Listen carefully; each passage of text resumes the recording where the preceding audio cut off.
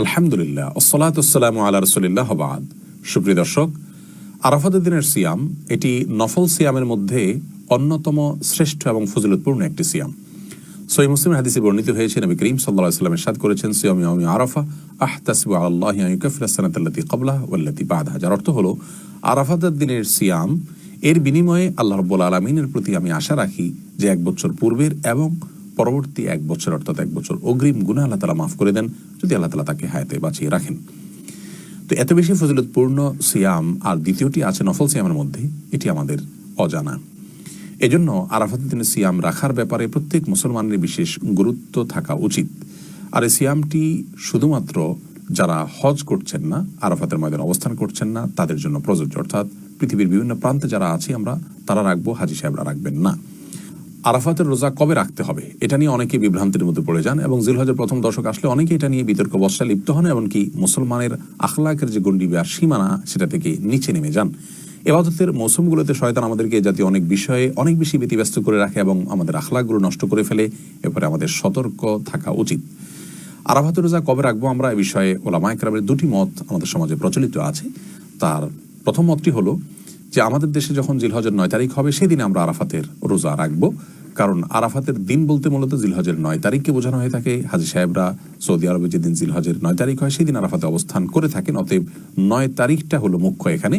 আরাফাতে তারা অবস্থান করছেন 9 তারিখকে কেন্দ্র করেই। যেমনি ভাবে ইয়মুত তারবিয়া বলা হয় জিলহজের 8 তারিখকে, আর ইয়মুন নাহার বলা হয় জিলহজের 10 তারিখকে।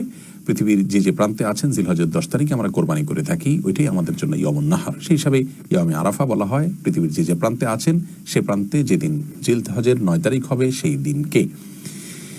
আর আরেকটি মত হলো যে হাজি সাহেবরা যেদিন আরাফাতে অবস্থান করছেন সেই দিনটাতে রোজা রাখাই হলো আরাফাতের রোজা, এবং সেই দিনটি আমাদের দেশে সচরাচর জিলহজের 8 তারিখ হয়ে থাকে। এই জন্য অনেক উলামায়ে কেরাম জিলহজের 8 তারিখে রোজা রাখার কথা বলেন হাজি সাহেবদের আরাফাতের অবস্থানের দিকে লক্ষ্য করে, কারণ হাদিসের ভাষ্য হলো আরাফাতের দিনের রোজা। এই জন্য তারা বলতে চান যে নবী করিম সাল্লাল্লাহু আলাইহি সাল্লাম আরাফাতের দিনের রোজা বলেছেন। অতএব আরাফাতে অবস্থানের কথা যদি জানতে পারেন প্রযুক্তির মাধ্যমে, আজকে আমরা জানতে পারছি, তাহলে সেই দিনটাতে রাখবেন। আর যদি কেউ সে সংবাদ জানতে না পারেন তাহলে তিনি তার অঞ্চলে তার দেশে যখন 9 তারিখ হবে তখন তিনি রোজা রাখবেন। তো এই বিতর্কটা মূলত একটা ইজতিহাদি বিষয়, এটা মূলত একটা একাডেমিক বিষয়। এখানে কোনোটাকে সম্পূর্ণ গলত বলে আপনার খুব জোর গলায় কথা বলার সুযোগ নেই। তবে আমি ব্যক্তিগতভাবে প্রথম মতটিকে অধিকতর যুক্তিসঙ্গত মনে করি, কারণ ইসলাম সর্বকালীন এবং সর্বজনীন, সব সময়ের জন্য, সকল যুগের জন্য প্রযোজ্য।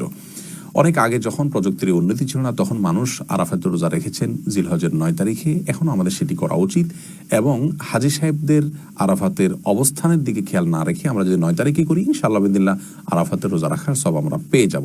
এই মতটি আমরা গত 2 বছর যাবৎ অধিকতর শুদ্ধ মনে করছি, এবং গত বছর আমরা ভিডিওর মাধ্যমে পেজ এবং চ্যানেলে জানিয়েছি আপনাদেরকে যে আপনার দেশে যে জিলহজের 9 তারিখ হবে সেদিন আপনি রোজা রাখবেন।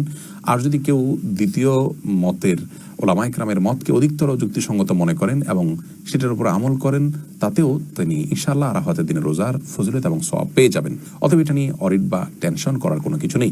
সেই হিসাবে এবছর আমাদের দেশে আরাফাতের রোজা রাখার ব্যাপারে আমরা বলবো, সোমবার দিবাগত রাতে আপনি সারি খেয়ে মঙ্গলবার রাখবেন, এটি আমাদের দেশে 9 জিলহজ। আর যারা মনে করেন যে হাজি সাহেবদের অবস্থানের সাথে মিল করে রাখবেন, তারা রবিবার দিবাগত রাতে সাহারি খেয়ে সোমবারে রোজা রাখবেন। তাতে ইনশাআল্লাহ আরাফাতের রোজা রাখার ফজিলত আমরা পেয়ে যাব। আর যদি কেউ 8, 9 দোনোদিন রাখেন তো রাখতে পারেন। আরাফাতের রোজা মূলত একটি, কিন্তু যেহেতু জিলহজের প্রথম দশক নেকামলের দশক, আপনি দোনোদিনই রাখলেন, তাহলে সেটিরও সুযোগ আপনার আছে। তবে আরাফাতের নিয়ত করে আপনাকে যে কোনো একটি রাখতে হবে। আল্লাহ তাআলা আমাদেরকে প্রত্যেকটি ইবাদত সর্বোত্তম উপায়ে সম্পাদন করার তৌফিক দান করুন। আসসালামু আলাইকুম ওয়া রাহমাতুল্লাহি ওয়া বারাকাতুহু।